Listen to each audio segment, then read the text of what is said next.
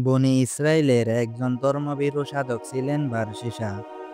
দূর দূরান্তের এলাকায়ও বারশিসার সততার সুনাম ও সুখ্যাতি ছিল। কিন্তু এক মেয়ের কারণে করুণ পরিণতি বরণ করতে হয় তাকে। সারা জীবন সৎ থাকার পরও একটি ঘটনাই তার জীবন বদলে দেয়। আমরা বাস করছি ডিজিটাল যুগে। নিত্য নতুন প্রযুক্তি আর অবাধ মেলামেশা এখন নগণ্য ব্যাপার হয়ে উঠেছে। জীবনযাপনের ক্ষেত্রে ইসলামিক রীতিনীতি মেনে চলা হয়ে পড়েছে পর্বতে ওঠার মতো কষ্টকর। শয়তানের ফাঁদে পুরো যুব সমাজ। অনেকে নারী পুরুষের অবাধ মেলামেশাকে পাত্তা দিতে চান না। এটিকে খুবই সাধারণ বিষয় হিসেবে দেখেন।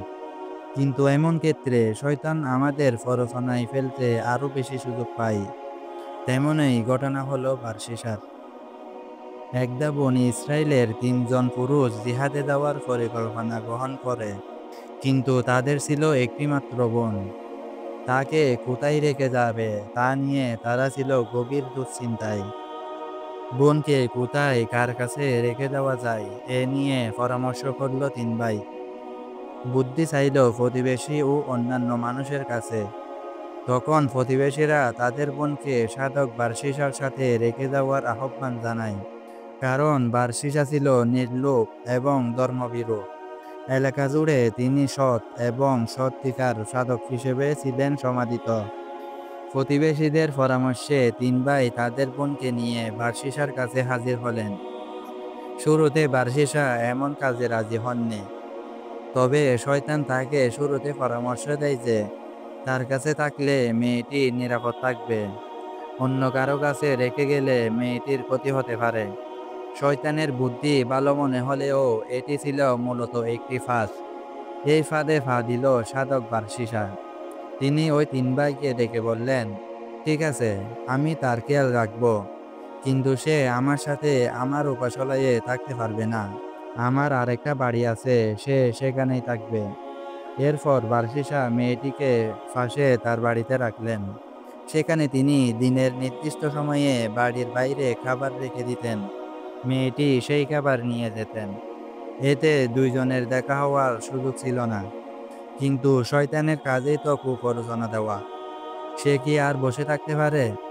শয়তান এবার সাধক বার্সিসাকে বলল যে মেয়েটির খাবার নিতে বাইরে আসতে হয়। এতে অনেকেই তাকে দেখে ফেলে। তুমি যদি বাড়ির ভেতরে গিয়ে খাবার দাও তাহলে এই সমস্যা হবে না। এটিও সাধকের কাছে ভালো মনে হয়। তারপর থেকে তিনি মেয়েটির কাছে খাবার রেখে আসেন। ওদিকে জিহাদ চলতে থাকায় দেরি হচ্ছিল ভাইদের ফিরে আসতে। শয়তান এই সুযোগে আবারও বার্সিসার কাছে আসলো। বলল, আচ্ছা, তুমি তাকে এভাবে একা ছেড়ে দেবে? কেউ তো নেই যে তার দিকে একটু খেয়াল রাখবে, একটু কথা বলবে। তুমি যদি কথা না বলো তাহলে মেয়েটি বাইরের কোনো লোককে খুঁজে নেবে। শয়তান বার্সিসাকে আবারও বলল, মেয়েটিকে তুমি জেলখানায় বন্দি করে রাখার মতো অবস্থায় রেখেছ। তুমি কেন ওর দায়িত্ব নিচ্ছ না? ওর সাথে একটু সামাজিকতা বজায় রেখে তো চলা যায়। একটু কথা বললে তো তেমন কোনো ক্ষতি হবে না। একটু খোঁজ খবর তো তুমি নিতে পারো। এতে মেয়েটি আরো খুশি থাকবে। শয়তানের কথা মতো এবার সাধক মেয়েটির সাথে কথা বলা শুরু করলো। ধীরে ধীরে তারা ঘন্টার পর ঘন্টা একসাথে কাটাতে লাগলো। আর আস্তে আস্তে পরস্পরে আরো কাছাকাছি আসলো। এক সময় সাধক বার্সিসা ওই মেয়ের সাথে জিনায় লিপ্ত হয়। ফলে মেয়েটা অন্তঃসত্ত্বা হয়ে পড়ে। এক সময় মেয়েটি সন্তান জন্ম দিল। এদিকে বার্সিসা তাদের নিয়ে কি করবে ভেবে অস্থির হয়ে উঠল। আর শয়তান ঠিক তার কাজটি করল। সে মেয়েটির ভাইদের ভয় দেখিয়ে মেয়েটিকে ও তার সন্তানকে হত্যা করার পরামর্শ দেয়। উপায় না পেয়ে বার্সিসা তাই করে বসে। এরপর ৩ ভাই ফিরে আসলে বার্সিসা জানায় তাদের বোন অসুস্থ হয়ে মারা গেছে। ভাইয়েরাও সেটি বিশ্বাস করে। পরদিন ৩ ভাই ঘুমের মধ্যে একই স্বপ্ন দেখে।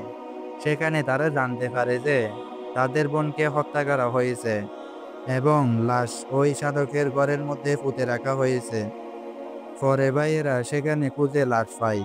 আর সমাজের সবার কাছে সম্মান পাওয়া সাধক হয়ে যান সবচেয়ে ঘৃণিত। তারপরে তাকে হত্যা করা হয়।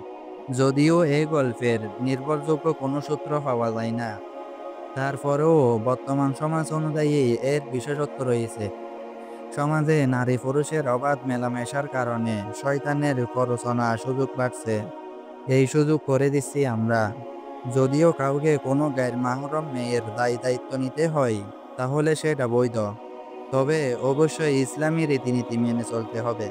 জীবনে ইসলামের আলোকে সাজাতে পারলে ইহকাল ও পরকালে রয়েছে পরম শান্তি। তবে পদে পদে শয়তানের প্ররোচনা থেকে বাঁচতে আমাদের সর্বদা সতর্ক থাকতে হবে।